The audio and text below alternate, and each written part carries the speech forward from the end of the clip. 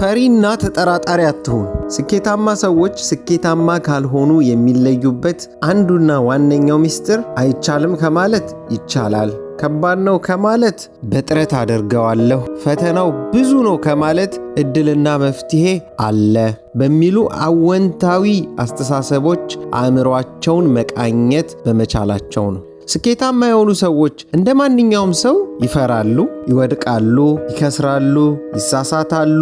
ይህ ሁሉ ቢገጥማቸውም ምንጊዜም ተስፋ ለመቁረጣቸውና ሁሌም ስኬትን ማየት መቻላቸው ከወደቁበት ተነስተው በፍጥነት እንዲቆሙ ይረዳቸዋል። ለየትኛውም ፈተናና ችግር እጅ አይሰጡም። ይወድቃሉ፣ ይነሳሉ፣ ይከስራሉ፣ መልሰው ያንሰራራሉ። አንዱ በር ሲዘጋባቸው ሌላውን ያንኳኳሉ።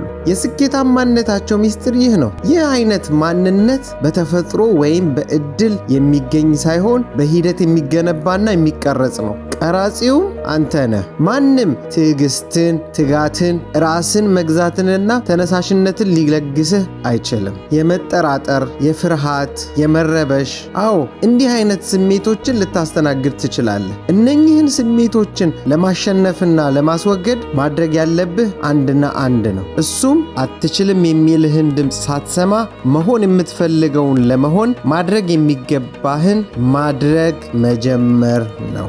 ኮች አብርሃም